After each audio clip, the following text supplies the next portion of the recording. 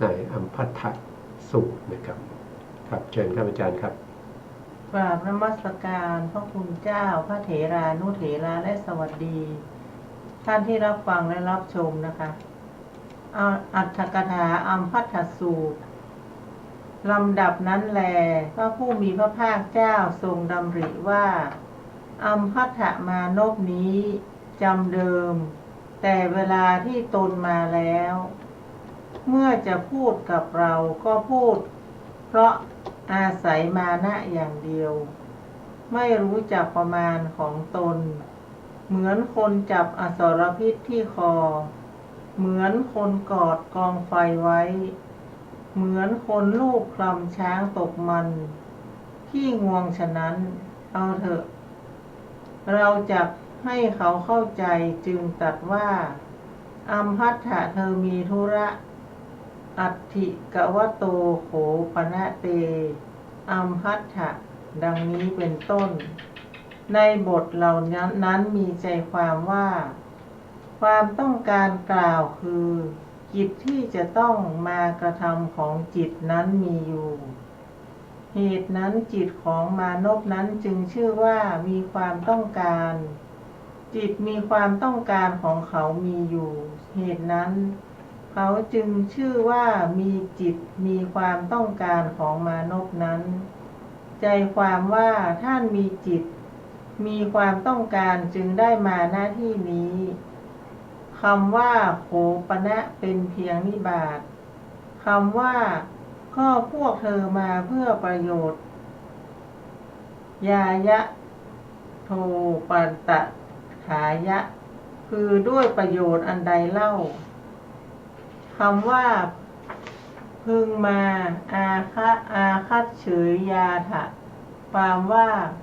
พวกท่านพึงมาสู่สำนักของเราหรือของผู้อื่นเป็นครั้งคราวคำนี้ว่าประโยชน์อันนั้นตะเมวะอัตถังท่านกล่าวด้วยสามารถเป็นปุริงหรือเพศชายคำว่าพึงใส่ใจพนัสสิกเรยาถะคือพึงกระทำไว้ในจิต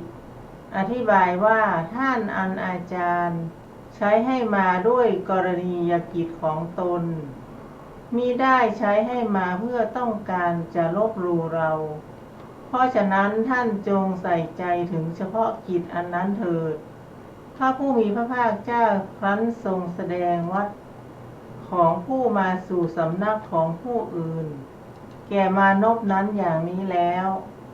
เพื่อจะทรงข่มมานะจึงตัดคำว่าก็อัมภัททมานพไม่ได้รับการศึกษาเลยอวุสิตวาเยวะโขปนะเป็นต้นค่ะครับเนี่ยข้อความเดิม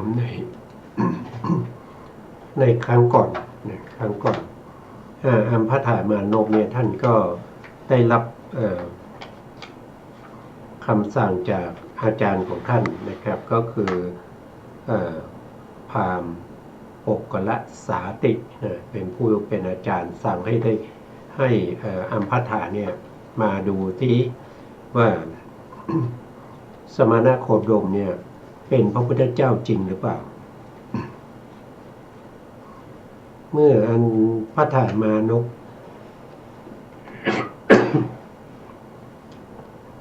ขออภัยนะครับ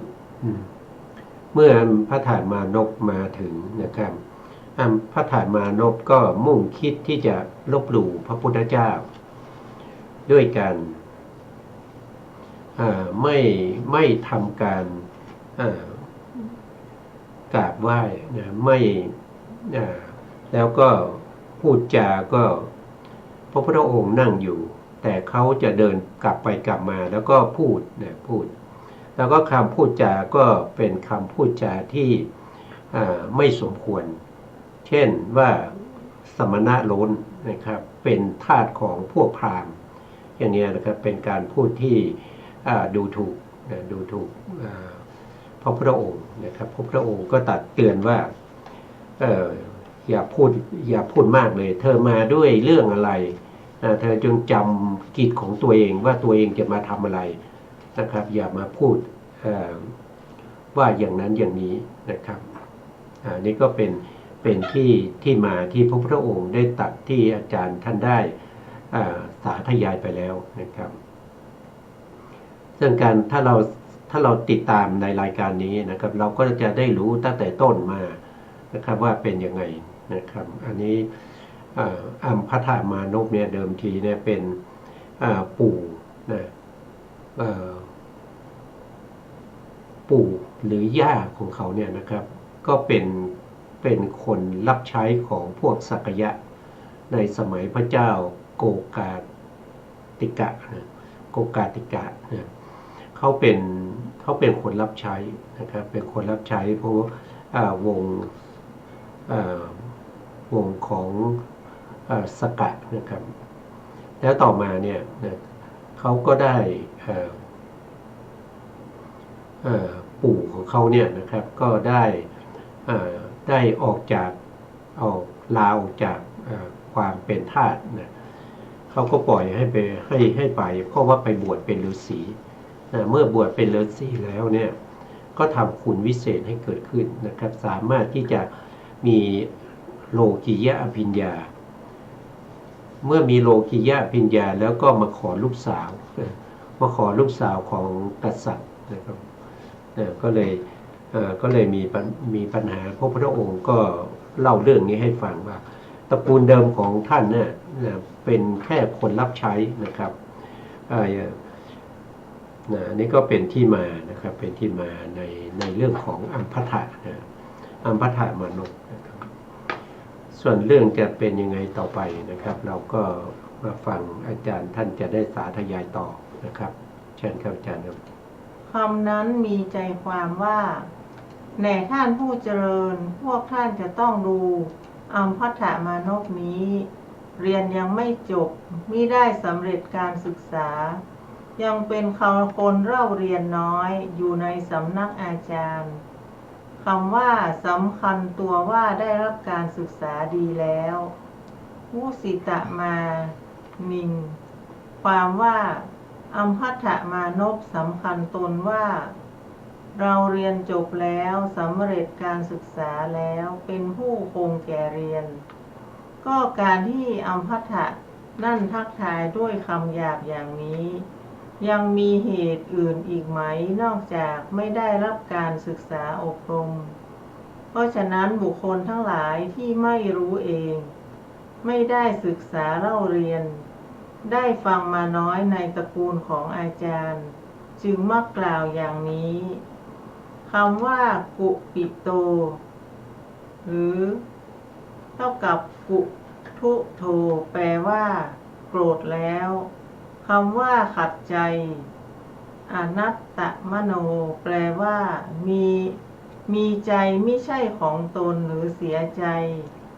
มีคำถามว่าพระผู้มีพระภาคเจ้าตรัสอย่างนั้นทรงทราบว่าเขาจะโกรธหรือไม่ทรงทราบตอบว่าทรงทราบเพราะเหตุไรทรงทราบแล้วจึงตัดเพื่อต้องการจะถอนเสียซึ่งมานะความจริงพระผู้มีพระภาคเจ้าได้ทรงทราบแล้วว่ามานพนี้เมื่อเรากล่าวอย่างนี้จะโกรธแล้วด่าพวกญาติของเรา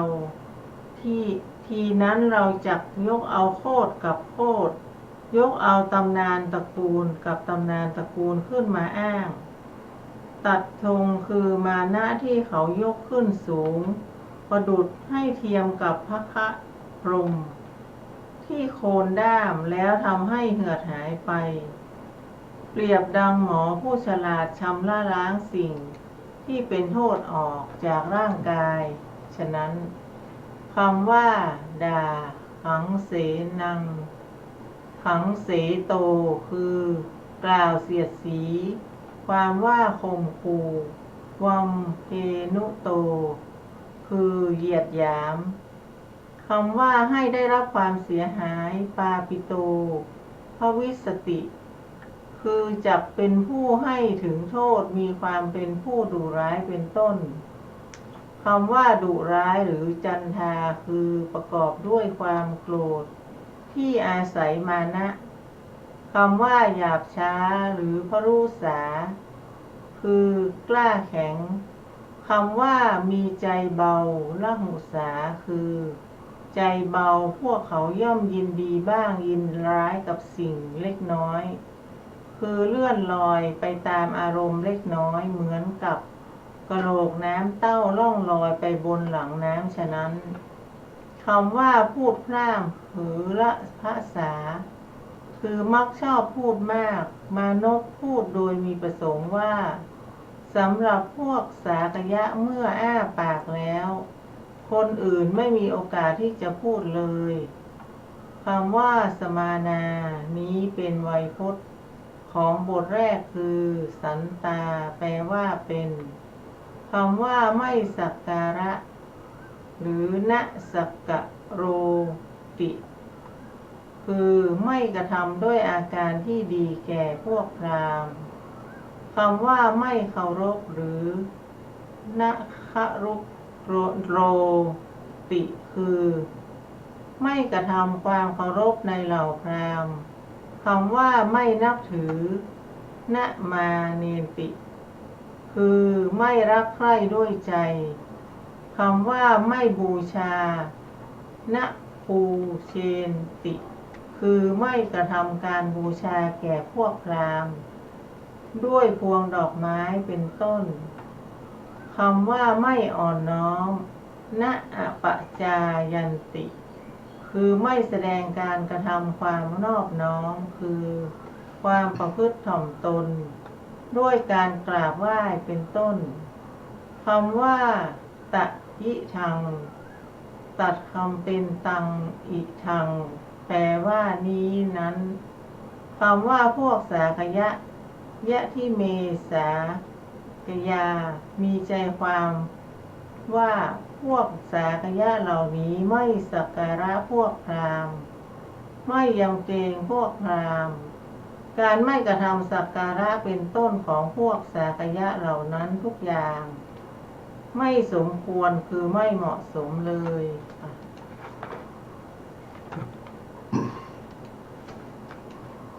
ครับอันนี้ก็ก็ยังกล่าวถึงเรื่องที่คืออัตถกถาเนี่ยท่านก็ขยายความในพระไตรปิฎกนะครับถ้าเราอ่านพระไตรปิฎกก็จะเป็นเนื้อหาเป็นเรื่องติดต่อกันมานะครับแต่ในอัตถกถาเนี่ยท่านก็ยกศัพท์บาลีมาแต่ละศัพท์นะครับแล้วก็มาแปลให้พวกเราได้ฟังกันนะทำไมทำอย่างนั้นก็เพราะว่าถ้าไม่มีอัตถกถาพวกเราอาจจะแปลผิดนะอาจจะแปลความหมายของพระไตรปิฎกผิดเพราะฉะนั้นท่านก็จะแปลให้เราแต่ละคำว่าคำนี้ควรจะแปลว่าอย่างไรนะครับเพราะว่าบาลีแต่ละคำนี้อาจจะสามารถแปลได้หลายความหมายนะครับว่าควรจะยึดถือความหมายไหนอันนี้ก็เป็นท่านได้ชี้แจงนะครับชี้แจงในเรื่องของอัมพัทธะมานพที่ได้เข้าเฝ้าพระพุทธเจ้าเป็นครั้งแรกเมื่อเข้ามาแล้วก็เย่อหยิ่งถือมานะถือว่าตัวเองเป็นพราหมณ์ตัวเองเป็นพราหมณ์เข้าใจว่าตัวเองถือพราหมณ์แล้วก็เป็นพราหมณ์เนี่ยสูงกว่าพระพุทธเจ้านะครับจริงๆแล้วพระพุทธเจ้าก็ได้ยกเรื่องของวงตระกูลนะครับมาให้ฟังนะครับแล้วท่านตอนหลังท่านถึงจะระลึกได้ว่าจริงๆแล้วพระพุทธเจ้าเนี่ยท่านออกบวชมาจากตระกูลของกษัตริย์อย่างเนี้ยเพราะฉะนั้นกษัตริย์นี้ก็จะสูงกว่าพราหมณ์นะครับแต่อัมพัทธามานพนี้ไม่ได้ให้เกียรติแล้วก็ไม่ได้ทำความเคารพไม่ได้ทำความนับถือในพระสัมมาสัมพุทธเจ้านะครับแต่ก็มาเพื่อจะพิสูจน์ว่าพระพุทธองค์เป็นพระพุทธเจ้าจริงหรือเปล่าตามคำสั่งของอาจารย์นะครับพราหมณ์ปกบุกกละสาติที่ท่านสั่งมาเพราะฉะนั้นเนี่ย การพูดจานะครับของท่านก็ไม่ดี แล้วก็เวลาพูดก็ไม่นั่งพูดนะเดินไปเดินมานะครับเดินกลับไปกลับมาแล้วก็พูดนะมันไม่สมควรอันนี้นะอาจารย์ครับตอบไหมครับเนื้อหาก็ไม่ค่อยตรงนี้ก็ยังไม่ค่อยมีอะไรที่น่าจะมีเนื้อหาอย่างอื่นน่าจะอธิบายเป็นอย่างอื่นนะครับอาจารย์เชิญครับว่าด้วยการพูดกฎว่าเป็นคนรับใช้ครั้งที่สองคำว่าได้ทำผิดอปรัตถังคือประทุษร้ายคำว่าอิทะในคำว่าเอกมิทาหังนี้เป็นเพียงนิบาตความว่าสมัยหนึ่งข้าพระองค์คำว่าสันถาคาระสันถาคารังคือศาลาเป็นที่พร่ำสอนวิชาเป็นพระราชาคำว่าพระเจ้าสากยะทั้งหลายหรือสักกยาคือพระราชาผู้ที่ได้รับอภิเษกแล้วคำว่าสากยะกุมารหรือสักกยะกุมาราคือผู้ที่ยังไม่ได้รับอภิเษกคำว่าที่สูงอุจเจสุคือบนอาสนะทั้งหลายประเภทมีบัลลังก์ต่างที่นั่งทำด้วยหวายแผ่นกระดานและเครื่องปูลาดที่สวยงามเป็นต้นตามความเหมาะสมคำว่าสกิดกันอยู่หรือสัญชักคะนุตาคือหัวเราะเสียงดังด้วยความเย้ยหยันคำว่าเฮฮาอยู่หรือสังคีลันตาคือกระทำอาการมีการกระทำเพียงยิ้มแย้มการดีดนิ้วมือและการตบมือเป็นต้นคำว่าเห็นทีจะหัวเราะเยาะข้าพเจ้าเป็นแน่มะมันเยวะมันเยความว่าข้าพระองค์สำคัญอย่างนี้ว่าพวกสากยะทั้งหลายหัวเราะเยาะข้าพระองค์คนเดียวหาใช่หัวเราะเยาะคนอื่นไม่ถามว่าถ้าพวกสากยะเหล่านั้นได้กระทำอย่างไรอย่างนั้นเพราะเหตุไรตอบว่าในว่าพวกสากยะเหล่านั้นรู้จักวงตระกูลของอัมพัทธะ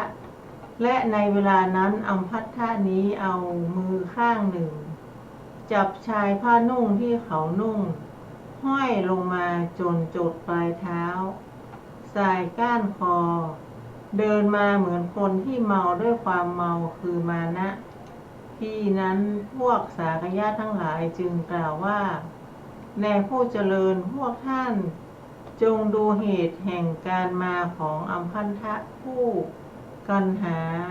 ยนาโคตซึ่งเป็นทาสของพวกเราจึงได้กระทำเช่นนั้นแม้เขาก็รู้วงสกุลของตนเพราะฉะนั้นเขาจึงคิดว่าชะรอยว่าพวกสากยะเหล่านั้นหัวเราะเยาะเราโดยแท้คำว่าด้วยที่นั่งหรืออาสเนนะความว่าไม่มีการเชื้อเชิญให้นั่งอย่างนี้ว่านี้อาสนะท่านจงนั่งบนอาสนะนี้ดังนี้เลยไม่มีใครเชิญเช่นนั้นครับอันนี้ก็เหมือนเดิมนะครับก็เขาก็อธิบายในความหมายของพระบาลีพระบาลีซึ่งพระบาลีก็ที่พระพุทธองค์ไ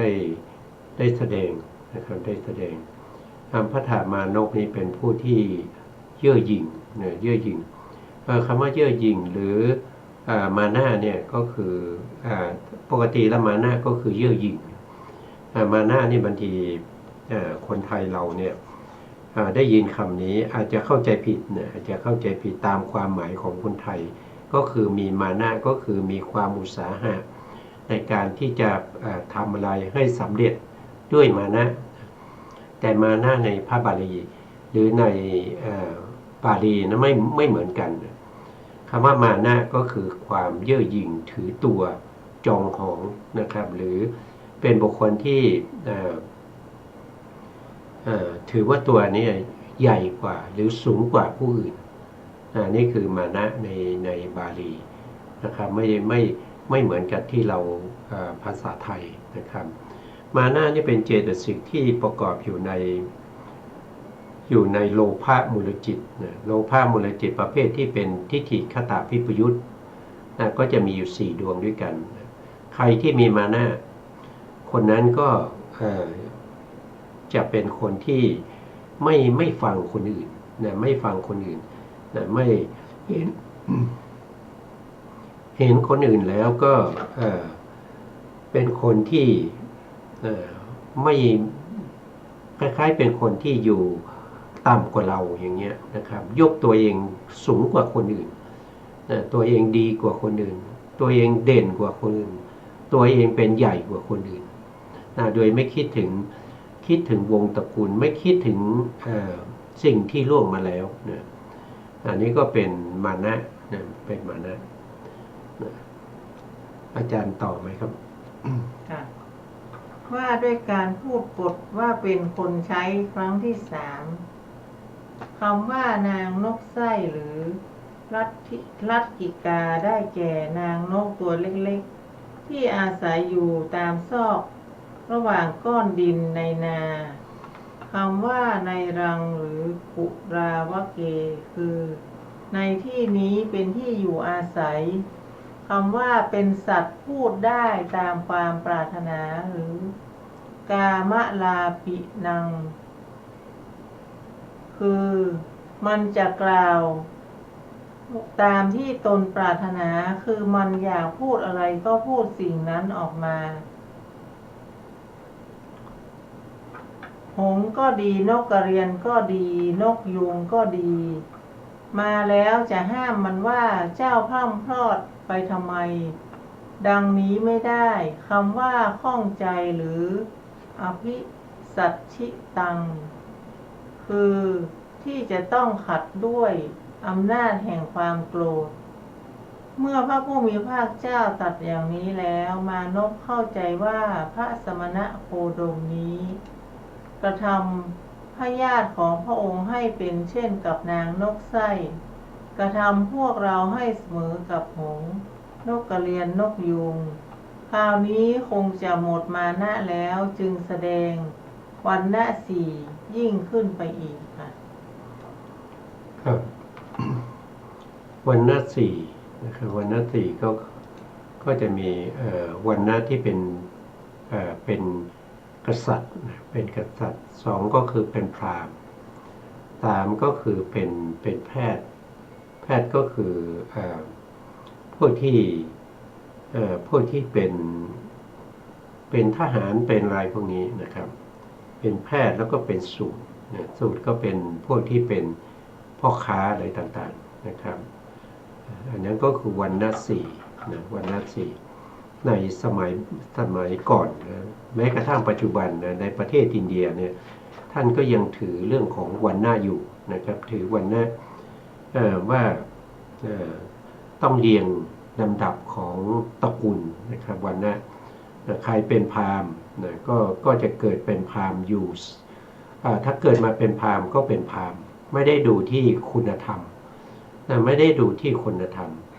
ว่าคนนี้มีความรู้ความสามารถนะครับมีฐานะการศึกษาเป็นอย่างไรเขาไม่ได้สนใจเขาสนใจแต่วงตระกูลครับอย่างเช่น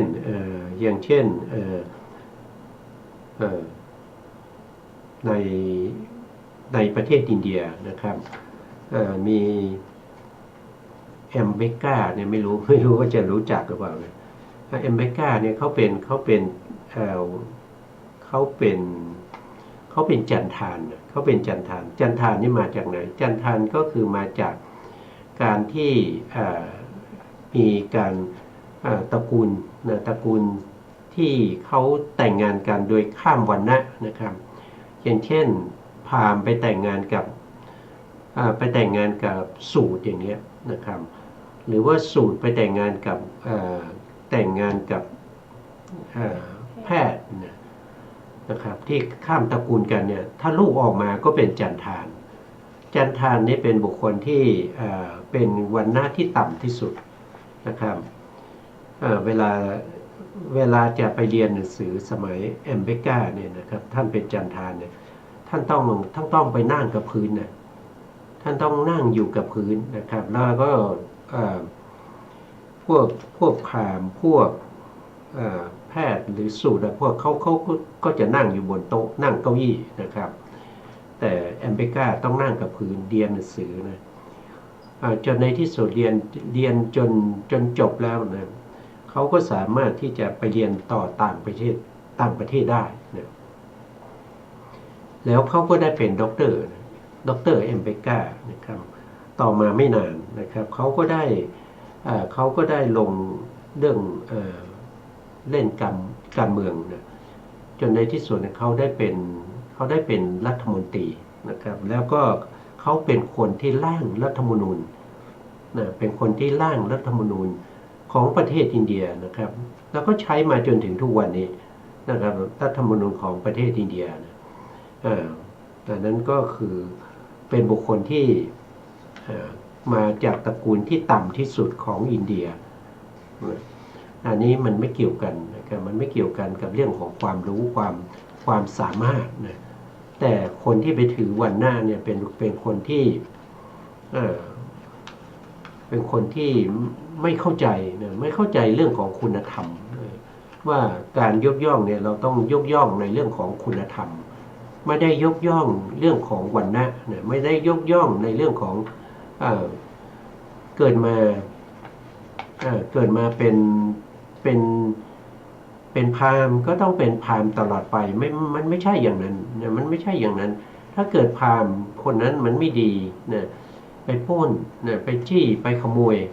นะครับอย่างนี้นะมันก็เป็นพราหมณ์ไม่ได้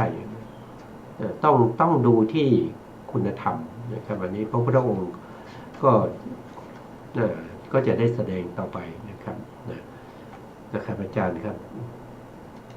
ว่าด้วยการกดสากยะว่าเป็นลูกทาสีคำว่า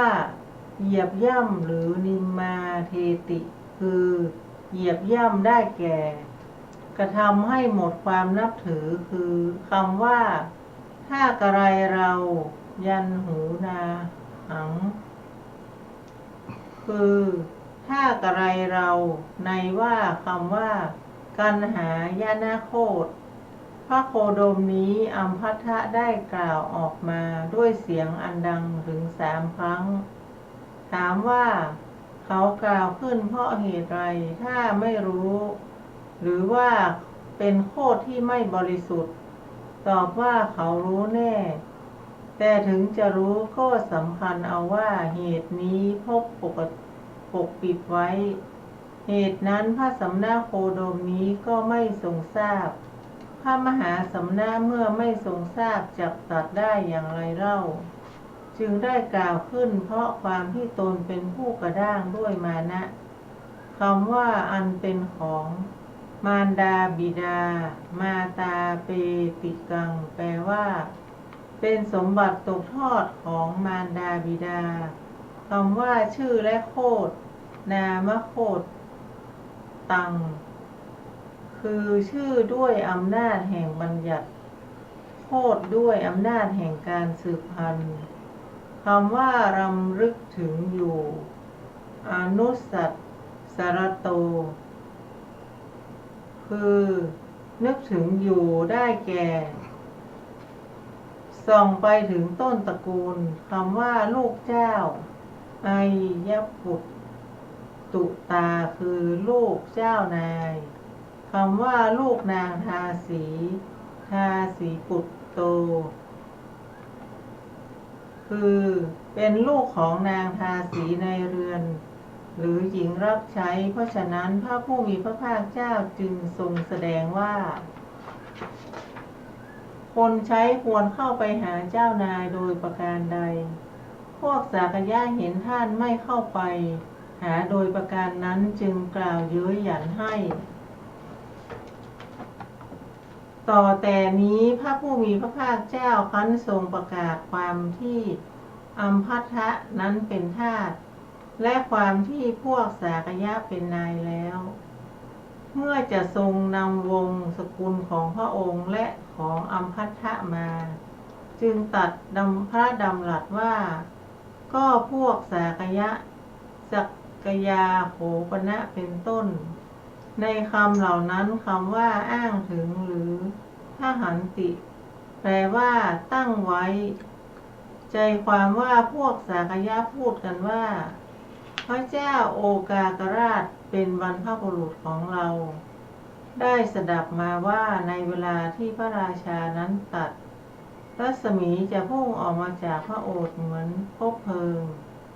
เพราะฉะนั้นโจรทั้งหลายจึงถวายพระนามพระองค์ว่า โอกากะ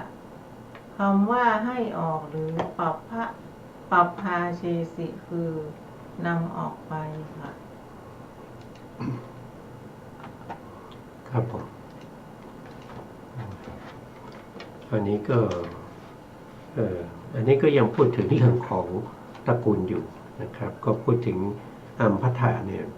เป็นบุคคลที่มีมานะนะเพราะคิดว่าพระพุทธเจ้าเนี่ยไม่รู้ประวัติของตัวเองนะครับซึ่งประวัติของตัวเองเนี่ยมีแม่นะมีแม่หรือย่าเนี่ยนะครับเป็นคนรับใช้ของพวกสักยะเป็นพวกแล้วต่อมาเนี่ยนะครับต่อมาปู่ของตัวเองเนี่ยได้ออกไปบวชแล้วก็ได้เขาเรียกว่าได้อภิญญานะครับได้อภิญญาก็มาขอลูกสาวของพระเจ้าโอกากราชนะครับอันนี้ในพระไตรปิฎกที่เราศึกษามาเราก็ได้ฟังท่านอาจารย์ได้สาธยายไปแล้วนะครับส่วนที่เราพูดกันอยู่ตรงนี้เนี่ยก็คือการอธิบายเรื่องของบาลีแต่ละศัพท์นะแต่ถ้าเราทำไมล่ะนะครับเราถึงนำมาศึกษาร่วมกันนะครับก็เพื่อที่เราจะได้มีความรู้ความเข้าใจในเรื่องของศัพท์บาลีนะครับศัพท์บาลีเพราะว่าบางท่านอาจจะชอบอ่านแต่พระไตรปิฎกไม่อ่านอรรถกถานะครับรายการนี้นะครับก็จะเป็นรายการที่อ่านทั้งสาธยายทั้งพระไตรปิฎกแล้วก็อรรถกถาเพื่อบุคคลที่เขามีอัธยาศัยเขาชอบในเรื่องของอรรถกถาด้วยก็จะทำให้เขาเนี่ยเกิดมีศรัทธาเกิดศรัทธาขึ้นศรัทธาเนี่ยเป็นเรื่องที่เราต้องสร้างเองนะครับเราต้องสร้างเองนะครับศรัทธานี้เป็นกุศลธรรมนะเป็นเจตสิกที่ประกอบอยู่ในโสภณจิตนะเป็นตัวศรัทธาถ้าไม่มีศรัทธานะครับถ้าไม่มีศรัทธาจิตของเราก็จะต้องเป็นอกุศล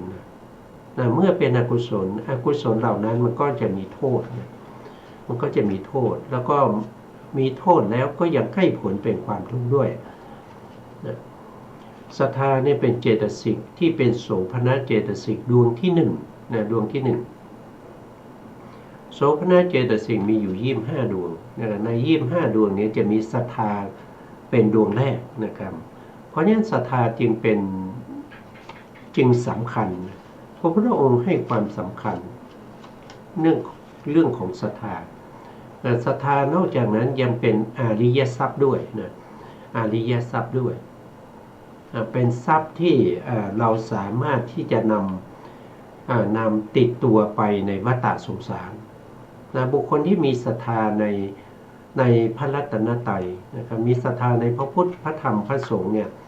จะเป็นบุคคลที่ไม่ตกต่ำนะครับแล้วก็ศรัทธาเนี่ยเกิดจากอะไรล่ะก็เกิดจากการได้ยินได้ฟังได้ยินได้ฟังในเรื่องของพุทธคุณอย่างนี้นะครับพุทธคุณมีอยู่3อย่างนะครับมีอยู่3อย่างก็จะมีหนึ่งก็คือบุพจริยาคุณนะครับบุพจริยาคุณคืออะไรบุพจริยาคุณก็คือ คือการสร้างบารมีของพระสัมมาสัมพุทธเจ้านะครับก่อนที่จะได้เป็นพระพุทธเจ้านะครับคือได้ทำอะไรมาบ้างนะครับที่จะได้เป็นพระพุทธเจ้าเนี่ยไม่ใช่อยู่ๆก็เป็นพระพุทธเจ้าด้วยความบังเอิญหรือว่าด้วยโชคดีเวียนว่ายตายเกิดมาถึงตรงนี้โชคดีมากเลยได้ตรัสรู้เป็นพระพุทธเจ้าอย่างเนี้ยมันไม่มีนะแบบนี้ไม่มีนะครับอาการที่ได้เป็นพระเจ้าเนี่ยท่านสร้างบารมีนะสร้างบารมีมาเป็นระยะเวลาถึง4อสงไขยแสนมากครับนะบารมีที่ท่านสร้างเนี่ยสร้างมาด้วยความยากลำบากนะสร้างมาด้วยความยากลำบากที่หนึ่งก็คือยากลำบากสองก็คือจะต้องใช้เวลายาวนานมากนะตั้ง4อสงไขยแสนมากครับข้อที่3ก็คือท่านต้องทำติดต่อกันนะไม่มีหยุดนะ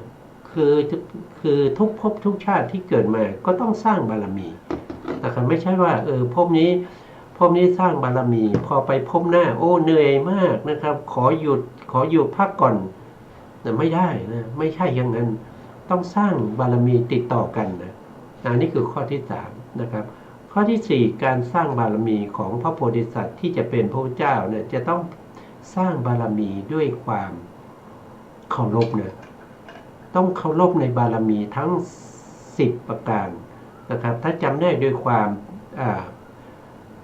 เป็น3ระดับหนึ่งก็คือบารมีนะบารมีทั่วไปนะอย่างเช่นทานบารมีก็คือให้ทรัพย์สินนะให้ทรัพย์สินบริจาคให้ทานให้ข้าวให้น้ำนะให้อะไรทั่วไปนะครับหรือว่าให้สูงขึ้นมาก็จะเป็นการให้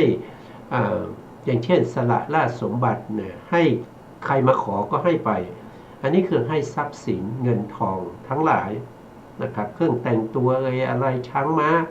ทุกอย่างนะครับอันนี้เป็นทานนะบารมีเป็นทานเฉยๆนะแต่ถ้าเป็นทานที่สูงขึ้นนะครับก็จะเป็นเขาเรียกว่าเป็นอุปปารมีอุปปารมีนั้นก็คือเขาจะสามารถที่จะสละอวัยวะให้นะถ้าใครมาขอลูกตาก็ให้นะครับไม่สนใจว่าคนนั้นจะเป็นใครนะครับคนมาขอเนี่ยเป็นใครไม่สนใจนะถ้ามีคนมาขอลูกตาก็จะให้ลูกตานะถ้าใครมาขอเลือดก็จะให้เลือดใครมาขอไตก็ให้ไตนะให้ทุกอย่างให้อวัยวะตามที่เขาต้องการอันนี้คืออุปปารมีอันที่3นั้นก็คือระดับที่สูงที่สุดนั้นเขาเรียกว่าเป็นปรมัตถบารมีปรมัตถบารมีก็คือการให้ชีวิตนะให้ชีวิต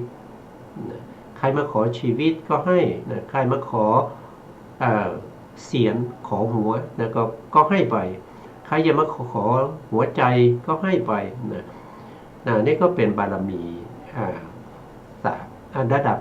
ดับที่สูงเรียกว่าเป็นปรมัตถบารมีนะบารมีมีถึง10ข้อนะครับแต่ละข้อก็จะทำ3ระดับเช่นข้อที่2บารมีข้อที่2ก็คือเรื่องของศีลบารมีและศีลบารมีนะก็คือรักษาศีลนะครับสมัยที่เป็นพระโพธิสัตว์ก็มีการรักษาศีลอย่างพวกเรารักษาวันอุโบสถอย่างเงี้ยไปอยู่ไปจำไปนอนที่วัดนะครับไปรับศีล8อย่างเงี้ยอันนี้เป็นศีลโดยทั่วไประดับที่2ก็ยอมเสียอวัยวะเพื่อจะรักษาศีลเอาไว้อันที่3ก็ยอมสละชีวิตเพื่อรักษาศีลก็ถึงระดับนี้นะครับอันนี้บารมีข้อที่3นะข้อที่3ก็คือเนกขัมมะบารมีเนกขัมมะบารมีก็คือละอะไรนะเนกขัมมะบารมีก็คือละในกามคุณทั้งหลายละกามคุณทั้งหลายนะครับออกบวชเนี่ยออกบวชนะครับออกบวชถือศีลนะครับเป็นฤาษีอยู่ตั้งหลายภพหลายชาตินะครับแล้วก็แต่เนกขัมมะบารมีนั้นก็คือออกจากกามออกจากกามก็คือออกจากความสะดวกสบายที่ครองเรือนมีบ้านมี มีเรือนนะอยู่กับญาตินะอะไรพวกนี้นะครับแต่ถ้าเราศึกษาให้ดีนะครับเราก็จะเห็นว่าการสร้างบารมีของผู้ที่เป็นพระโพธิสัตว์เนี่ยมันไม่ใช่เรื่องของความง่ายนะมันยากยากอย่างที่ท่านว่านะครับสร้างได้ด้วยความยากลำบากสองก็คือต้องใช้เวลาในการสร้างบารมียาวนานนะสามก็คือต้องสร้างอย่างติดต่อกันไม่หยุดไม่หย่อนนะครับข้อที่สี่ก็คืออต้องมีต้องทำด้วยความเคารพนะครับนี่คือเรื่องของบารมีของผู้ที่จะเป็นพระพุทธเจ้านะผู้ที่จะได้เป็นพระพุทธเจ้าในอนาคตต้องประกอบด้วยคุณธรรมเหล่านี้นะนี่ก็เป็นที่มาว่าพระพุทธเจ้าเนี่ยเป็นผู้ที่สูงกว่าสัตว์ทั้งหลายด้วยการบำเพ็ญบารมีนะครับโดยที่ไม่มีทิฏฐิตัณหาเข้าไปจำกัดในเรื่องของการสร้างบารมีนะการกระทำของท่านทั้งหมดทั้งมวลนั้นถือว่าเป็นบารมีนะเพราะว่าทำเพื่อประโยชน์นะทำเพื่อประโยชน์ของใครนะท่านบอกว่าทำเพื่อประโยชน์เขาเรียกว่าเป็นโลกัตถจริยะอันนั้นก็ทำเพื่อประโยชน์ของชาวโลกสองก็คือยาตัตถจริยะก็คือทำเพื่อญาติทั้งหลายอันที่สามก็คือพุทธะจริยะก็คือทำเพื่อความเป็นพระพุทธเจ้านั่นก็เป็นเรื่องของการสร้างบารมีเพื่อให้ได้มาซึ่งสิ่งเหล่านี้ที่สำคัญนั่นก็คือจะทำยังไงนะครับทำให้สัตว์ทั้งหลายทำให้บุคคลอื่นทั้งหลายเนี่ยได้มีส่วนในการที่จะได้ตรัสรู้นะครับได้ข้ามพ้นจากวัฏสงสารนั่นเป็นความปรารถนาของพระโพธิสัตว์มาแต่เดิมนะครับจนได้เป็นพระพุทธเจ้านะครับแต่ก็ยังมีบุคคลที่ไม่รู้คุณอย่างเช่นอัมพถามนกนะครับเป็นบุคคลที่เป็นอะไรเป็นคนผ่านนะครับเป็นผู้ที่มืดบอดนะครับมายกตนนะครับมายกตนด้วยมานะนะครับมาข่มมาพูดข่มพระพุทธเจ้านะครับอันนี้ก็ด้วยกิริยาท่าทางที่ไม่เหมาะสมอันนี้ก็เป็นอะไรก็คือเป็นได้อะไรไม่ได้บุญนะไม่ได้บุญนะครับต่อไหมครับอาจารย์ค่ะบัดนี้พระผู้มีพระภาคเจ้าเมื่อจะทรงแสดงพวกสากยะเหล่านั้นด้วยพระนามจึงตรัสพระดำรัสมีว่าพระอุกามุขาราชกุมารหรือโอกามุขังเป็นต้นในเรื่องนั้นมีเรื่องเล่าสืบต่อมาดังต่อไปนี้ดังได้สดับมาพระราชโอรสของพระเจ้ามหาสมิตติราชแห่งกับที่เป็นปฐมกับทรงพระนามว่าโรชะพระราชโอรสของพระเจ้าโรชะทรงพระนามว่าวรโรชะของพระเจ้าวโรชะทรงพระนามว่ากัลยาณะของพระเจ้ากัลยาณะทรงพระนามว่าวรกัลยาณะของพระเจ้าวรกัลยาณะทรงพระนามว่ามันทาตุของพระเจ้ามันทาตุทรงพระนามว่าวรมันทาตุของพระเจ้าวรมันทาตุทรงพระนามว่าอุโบสถของพระเจ้าอุโบสถทรงพระนามว่าวระของพระเจ้าวระทรงพระนามว่าอุปวระของพระเจ้าอุปวระทรงพระนามว่ามะคะเทวะโอรสของพระเจ้ามะคะเทวะสืบตามลำดับมาถึงกษัตริย์ 84,000 พระองค์หลังจากกษัตริย์เหล่านั้นได้มีวงศ์สกุลของพระเจ้าโอกากะ3 สกุลใน3 สกุลนั้นพระเจ้าโอกากราชที่3ทรงมีพระมเหสี5 พระองค์คือทรงพระนามว่าหัตถาจิตตาชันตุชาลินีและวิสาขาสำหรับพระมเหสีแต่ละพระองค์ มีสตรีองค์ละ500เป็นบริวารพระมเหสีองค์ใหญ่ที่สุดมีพระราชโอรส4 พระองค์คือ ทรงพระนามว่าโอกาหุขะกระกันทุหัตถินิกะสินิปุระมีพระราชธิดา5 พระองค์คือ ทรงพระนามว่าปิยาสุปิยาอานันทาวิชิตาวิชิตเสนา พระองค์ประสูติพระราชบุตรและพระราชธิดา9 พระองค์แล้วก็สวรรคตด้วยประการฉนี้ค่ะ อันนี้ท่านก็เล่าถึงเรื่องของวงตระกูลนะครับวงตระกูลของพวกนี้เป็นพระเจ้าจักรพรรดิเนี่ยเป็นพระเจ้าจักรพรรดิคือท่านเล่ามาตั้งแต่สมัยพระเจ้ามหาสมุติราชซึ่งเป็นกษัตริย์องค์แรกของกัปนี้นะครับในกัปนี้เนี่ยเดิมทีเนี่ยยังไม่มีโลกยังไม่มีจักรวาลเมื่อสร้างจักรวาลขึ้นมาแล้วเนี่ยพร้อมที่จะมีมนุษย์มาอาศัยอยู่นะมนุษย์ทั้งหลายนะครับก็มาจากพวกที่เป็นพรหมพวกที่เป็นพรหมเนี่ยหมดอายุนะครับก็ตายจากความเป็นพรหมแล้วก็มาเกิดเป็นมนุษย์ในมนุษย์ต้นกัปเนี่ยเป็นมนุษย์ที่ห่อเหินเดินอากาศได้แล้วก็มีรัศมีในตัวแล้วก็ห่อไปห่อมาอย่างเงี้ยนะครับแล้วก็มีอาหารที่เป็นทิพย์นะอยู่มานานเข้เนี่ยมนุษย์เหล่านี้ก็เกิดกิเลสนะครับก็มีการกินเขาเรียกว่ากินม้วนดินก็คือเป็นโอชาที่อยู่ในดินนะมันจะมีเป็นแหล่งๆนะครับพวกนี้ไปกินมวลดินนั้นก็ทำให้ร่างกายเนี่ยมันหยาบพอร่างกายมันหยาบมันก็แสงมันก็จะไม่มีแสงมันก็จะดับไปแล้วก็ห่อเหินเดินอากาศไม่ได้ก็จะมาเป็นมนุษย์เดินดินเหมือนพวกเราปัจจุบันนะครับแล้วมนุษย์พวกนี้มีกิเลสมากขึ้นเรื่อยๆนะครับก็มีการแย่งชิงอาหารกันมีการฆ่าฟันกันแย่งชิงอาหารด้วยกิเลสเหล่านั้นทีนี้ก็มีการประชุมว่าจะทำยังไงนะครับประชุมกันก็เลยบอกว่าถ้าอย่างนั้นเราควรจะแต่งตั้งคนใดคนหนึ่งให้เป็นกษัตริย์นะครับมีอำนาจในการที่จะตัดสินเรื่องของการทะเลาะวิวาทเหล่านี้นะครับใครทะเลาะกับใครก็ให้กษัตริย์เป็นผู้ตัดสิน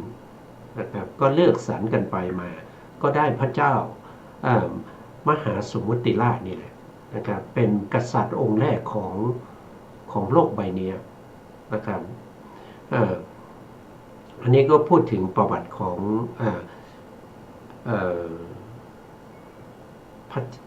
วงของกษัตริย์นะแล้วบุคคลนี้คือใครรู้ไหมบุคคลนี้ก็คือเป็นอดีตชาติของพระพุทธเจ้าของเรานะครับที่เวียนว่ายตายเกิดมานะครับแล้วก็ได้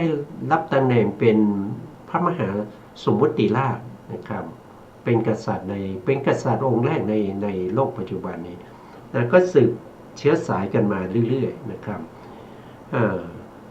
แล้วก็มาจำได้อีกวงหนึ่งนะครับอีกองค์นั้นก็คือมันทาตุราชนะมันทาตุราชเนี่ยก็เป็นพระเจ้าจักรพรรดิเนี่ยเป็นพระเจ้าจักรพรรดินะครับก็คืออดีตชาติของพระพุทธเจ้าของเราเนี่ยมันทาตุราชเนี่ยเป็นจักรพรรดิที่มีอำนาจนะครับมีทั้งจักรวาลนี้นะครับอยู่ภายใต้อำนาจของท่านปกครองด้วยธรรมปกครองด้วยธรรมสามารถที่จะมีจักรแก้วที่จะเดินทางไปในเขาเรียกว่าทวีปอื่นอย่างเช่นเดินทางไปที่ทวีปที่อยู่ทางทิศเหนือของภูเขาซิเนรุนะที่นั้นเราก็จะเรียกว่าเป็นอุตรกุลุทวีปนะอุตรกุลุทวีปเนี่ยเป็นทวีปที่อยู่ทางทิศเหนือของภูเขาซิเนรุนะแล้วเวลาที่ท่านไปเนี่ยนะครับท ที่ท่านไปเนี่ยผู้ที่ครองทวีปเหล่านั้นนะครับก็จะให้การต้อนรับให้การต้อนรับ แล้วก็มีประชาชนมีประชาชนในทวีปทั้ง3นะครับไม่ว่าจะเป็นอุตรกุรุทวีปที่อยู่ทางทิศเหนือหรือว่าจะเป็นทวีปที่อยู่ทางทิศตะวันออกนะครับบุพวิเทหทวีปหรือว่าจะเป็นทวีปที่อยู่ทางทิศตะวันตกของภูเขาสิเนรุนั่นก็คือได้แก่อัปปะโคยานทวีปก็จะเวลาที่พระเจ้าจักรพรรดิมันทาตุราบนี้ไปในทวีปอื่นๆนะครับก็จะมีบุคคลที่อยากจะมาชมพูทวีปนะครับก็ขึ้นจักรเนี่ยมากับพระเจ้ามากับพระเจ้ามันทาตุราชนะครับก็มาตั้งบ้านเรือนอยู่ในประเทศอินเดียนะครับในปัจจุบันนี้นะครับก็จะมีบุคคลที่มาจากทวีปอื่นนะครับสืบเชื้อสายมาจากบรรพบุรุษที่อยู่ในทวีปอื่นนี่ก็เป็นเรื่องที่เล่ามาในสมัยพระเจ้ามันทาตุราชสมัยพระเจ้ามันทาตุราชเนี่ยสมัยนั้นมนุษย์เรามีอายุยืนยาวนะครับมีอายุยืนยาวเป็นสงไขยปีเป็นมนุษย์ที่มีอายุยืนยาวที่สุดมากกว่าทวีปอื่นๆนะมากกว่าอะไรมากกว่าเทวดามากกว่าเทวดาชั้นดาวดึงส์มากกว่าเทวดาชั้นมากกว่าเทวดาไม่ว่าจะเป็นเทวดาที่อยู่ในชั้นที่6นะครับปารมินมิตตวสวัตตินะปารมินมิตตวสวัตติเนี่ยมีอายุอยู่ที่9ล้าน200นะเท่าที่ 9,216 ล้านปีมนุษย์แต่มนุษย์ชมพูทวีปเนี่ยมีอายุเป็นสงไขยปีก็คือนับไม่ได้นะอายุนับไม่ได้ซึ่งมันยาวนานมากนะครับแต่มีหน่วยเป็นปีนะไม่ใช่มีหน่วยเป็นกับนะมีหน่วยเป็นปีนะเพราะฉะนั้นท่านก็มีอยู่อายุยืนยาวนะครับแล้วก็ท่านก็ยังได้เป็นผู้ที่ปกครองเทวดาอีก2ชั้นนั่นก็คือชั้นจตุมมหาราชิกาคือเทวดาที่อยู่ติดกับมนุษย์เนี่ยแล้วก็ไปจนถึงชั้นที่2นั่นก็คือดาวดึงส์นะพระเจ้ามันทาตุราชเนี่ยขึ้นไปปกครองเทวดาชั้นดาวดึงส์ด้วยนะครับแม้แต่ท้าวสักกะซึ่งเป็นจอมเทพแห่งชั้นนี้ยังต้องให้การต้อนรับไม่กล้าที่จะทำตัวเป็นศัตรูนะครับอันนี้คือเรื่องของพระเจ้ามันทาตุราชถ้าอยากจะศึกษาเพิ่มเติมก็ไปศึกษาได้ในสติปัฏฐานสูตรนะครับในมัชฌิมนิกายก็มีนะครับมัชฌิมนิกายก็อยู่เล่มที่17นะหรือว่าจะไปดูในเล่มที่14นะครับที่คณิกายก็มีนะครับเรื่องนี้มีอยู่นะครับวันนี้เวลาเราหมดแล้วนะครับอาจารย์ครับเพราะนั้นเราก็จะคืนเวลาให้ทางสถานีนะครับสถานีขอกราบขอบพระคุณพระครูสมุทรวิศวัตร วโรจิตโจผู้อำนวยการสถานีวิทยุเพื่อการศึกษาพระพุทธศาสนาและวัฒนธรรม FM 104.5 เมกะเฮิรตซ์วัดไฟหินจังหวัดเชียงใหม่และขอกราบขอบคุณพระครูปริยัติยานุศาสตร์ขอบคุณท่านผู้การธนัทเตชะและขอบคุณท่านผู้ฟังและผู้ชมทุกท่านนะครับที่ให้เกียรติติดตามในรายการศึกษาพระสัทธรรมเพื่อการพ้นทุกข์วันนี้เวลาหมดลาไปก่อนครับพบกันใหม่ในโอกาสต่อไปครับสวัสดีครับสวัสดีค่ะถนนนั้นติดลำตน